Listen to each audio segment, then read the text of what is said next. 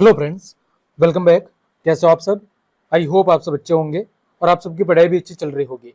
तो प्यारे विद्यार्थियों, आज की इस क्लास में हम कक्षा 7 हिंदी विषय की पुस्तक वसंत भाग 2 के आपके अध्याय रहीम के दोहे के अभ्यास के समस्त प्रश्नों के उत्तर को हम जानेंगे।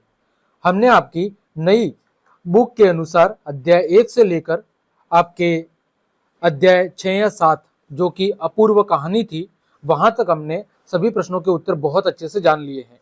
उसी कड़ी में आज हम बात करेंगे रहीम के दोहे, उसके समस्त अभ्यास प्रश्नों की। तो चलिए क्लास हम शुरू करते हैं। देखें, पहला प्रश्न आपके सामने दिया हुआ है कि पाठ में दिए गए दोहों की कोई पंक्ति कथन है और कोई कथन को प्रमाणित करने वाला उदाहरण। इन दोनों प्रकार की पंक्तियों को पहचान करके अलग अलग लिखिए। यानी कि इस पाठ में दोहों के तहत दो प्रकार की पंक्ति दी गई है। कुछ पंक्ति तो क्या है, कथन है, और कुछ पंक्तियां उस कथन को प्रमाणित करने वाले उदाहरण हैं। तो आपको ऐसी पंक्तियों को पहचान कर क्या करना है, अलग अलग लिखना है। तो देखें उदाहरण, उदाहरण वाले दोहे। जैसे उदाहरण वाले दोहे, तरवर फल नहीं खात है, सरवर पियत न पान, कही रहीम पर काज हित, संपत्ति संचही सुजान, थोथे बादर कवार वके, ज्यों रहीम गहरात, धनी पुरुषन निर्धन भय, करे पाचिली बात, धरती की सी रीत है, शीत घाम ओ मेहे, जैसी परे सो सही रहे, त्यो रहीम यह देहे। तो ये उदाहरण वाले दोहे हैं। अब बात करूं मैं कथन वाले दोहों की। कथन वाले दोहे कौन से हैं? तो जाल परे जल जात नहीं, जाल परे जल जात बही, तजी मिनन को मुह, रहीम न मचरी नीर को, तहु न छोड़ती छोह, कही रहीम संपत्ति सगे, बनत बहुत बहुरित, विपत्ति कसोटी जे कसे, ते ही सांचे मित। तो ये जो पंक्तियां है आपकी, ये दोहे हैं यानी कथन है, और इनसे संबंधित जो उदाहरण है वो ये है। तो आपके कथन वाले दोहे ये आपके सामने हैं और उदाहरण वाले दोहे ये आपके सामने हैं। तो हमें कथन वाले दोहे और उदाहरण वाले दोहों को क्या करना था, अलग अलग पहचान करके लिखना था। आगे बढ़े, प्रश्न संख्या 2। रहीम ने क्वार के मास में गरजने वाले बादलों की तुलना ऐसे निर्धन व्यक्तियों से क्यों की है जो पहले कभी क्या थे, धनी थे, और बीती बातों को बताकर दूसरों को प्रभावित करना वो चाहते हैं। ठीक है, जो पहले कभी क्या थे, धनी थे, और अपनी पुरानी या बीती हुई बातों को बताकर वो दूसरों को प्रभावित करना चाहते हैं। दोहे के आधार पर आप सावन के बरसने और गरजने वाले बादलों के विषय में क्या कहना चाहेंगे? तो देखें इसका उत्तर। तो क्वार के मास में गरजने वाले बादल केवल गरज कर रह जाते हैं, वो बरसते नहीं हैं।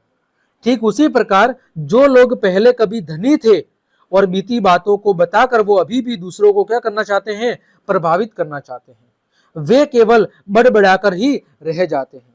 इसीलिए कवि ने क्वार के मास में गरजने वाले बादलों की तुलना ऐसे निर्धन व्यक्तियों से की है जो पहले कभी पुराने समय में भूतकाल में धनी थे, लेकिन अब वो गरीब है, लेकिन वो अपनी पुरानी बातों को लोगों को बताकर क्या करना चाहते हैं, उन्हें प्रभावित करना चाहते हैं। ठीक, आगे बात करूं मैं प्रश्न संख्या 3 की।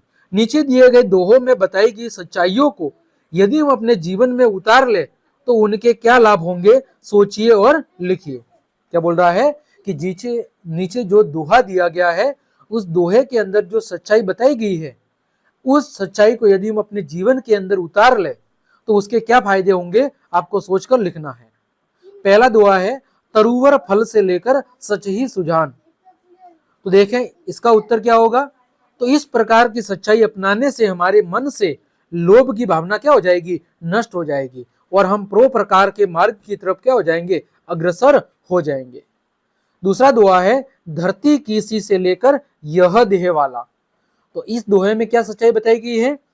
तो इस सच्चाई को जीवन में उतार लेने से हमारे जीवन में सहनशीलता की भावना का क्या होगा, जन्म होगा, और हम सुख और दुख दोनों को ही बहुत ही सहजता से लेंगे, और दोनों ही स्थितियों के अंदर आसानी से अपने जीवन को क्या कर लेंगे, समायोजित कर लेंगे।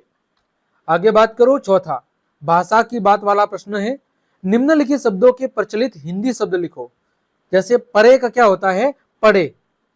विपत्ति, बादर, मछरी और शीत, इनके प्रचलित हिंदी रूप क्या है? विपत्ति का क्या होता है, विपत्ति। मछरी का मछली, बादर का बादल और शीत का शीत होता है। तो ये इन शब्दों के क्या है, प्रचलित हिंदी रूप है। पांचवा, नीचे दिए उदाहरण पढ़िए। बनत बहुत बहुरीत और जाल परे जल जात बही। तो यहां पर पहली पंक्ति में ब शब्द का प्रयोग कई बार हुआ है और दूसरी में ज शब्द का प्रयोग कई बार हुआ है। तो इस प्रकार बार बार एक ध्वनि के आने से भाषा की सुंदरता क्या हो जाती है, बढ़ जाती है। तो आप भी वाक्य रचना की इस विशेषता के अन्य उदाहरण खोजकर लिखिए। जैसे संपत्ति सच ही सुजान, तो यहां पर सवर्ण की बार बार आवृत्ति हो रही है।